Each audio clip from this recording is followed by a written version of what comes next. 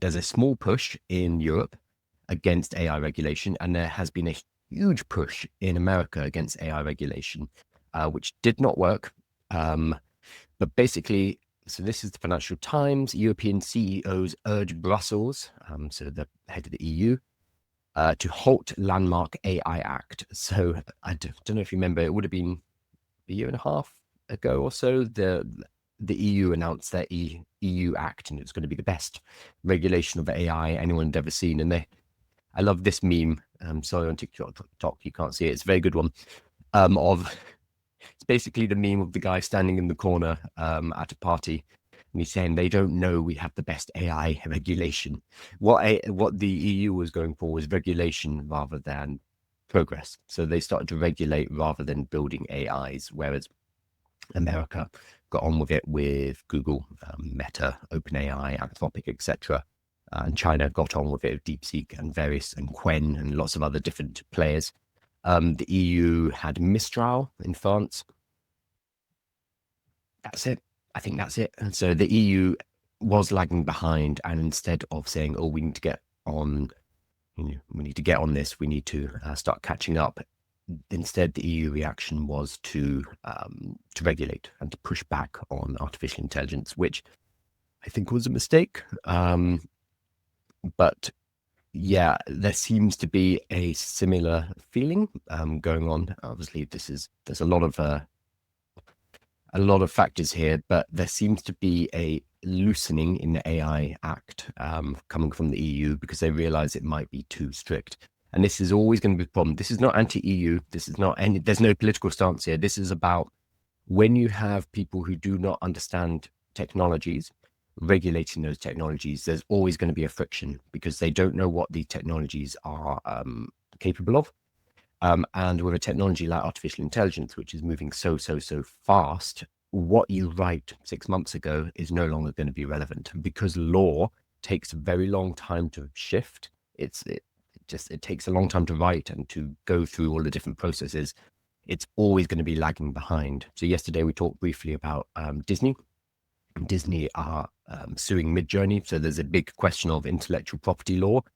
The issue right now is that our law courts and our laws around intellectual property just aren't cut out for dealing with artificial intelligence and generative AI. They don't know how to deal with it. So we need these kind of cases to basically work out what we're doing with intellectual property, what we're doing with artificial intelligence. It needs to go through this process, and it's going to be extremely messy for the next few years. There's no way around that.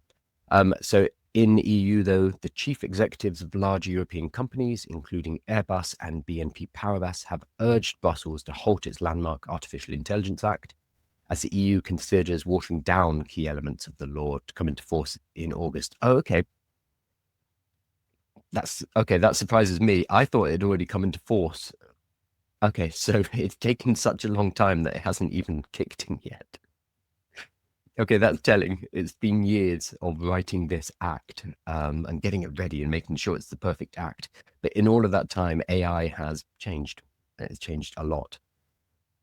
The other big regulation news was in Donald Trump's One Big Beautiful Bill.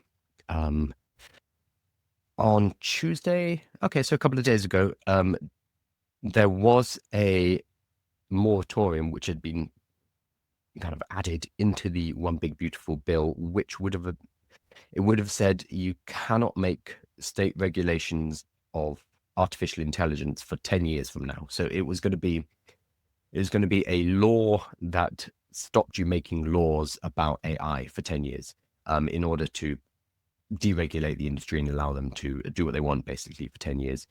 So that was going to be added into the One Big Beautiful Bill, but the senators got rid of it as part of the negotiations for that bill. So a significant defeat for the tech industry, which had lobbied hard to keep the provision.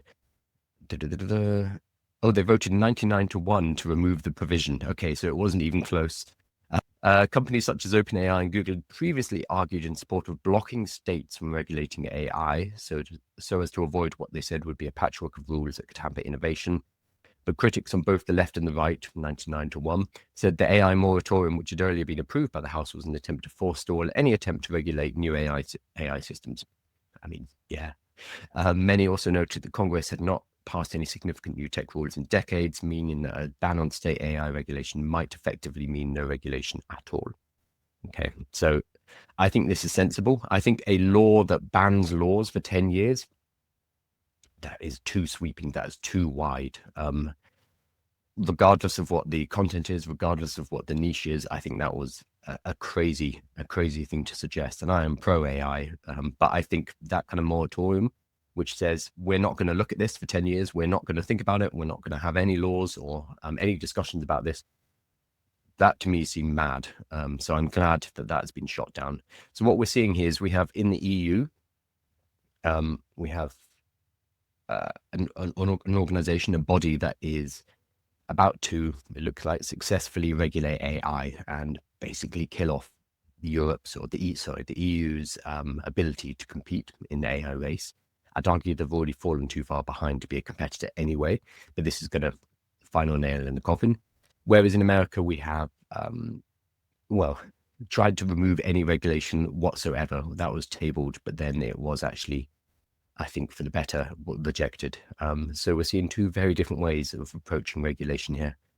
But I think this is a process, and we're just going to have to, over the next few years, work out what this looks like for humanity. I don't have the answers. I'm sure no one does really, but we'll work it out.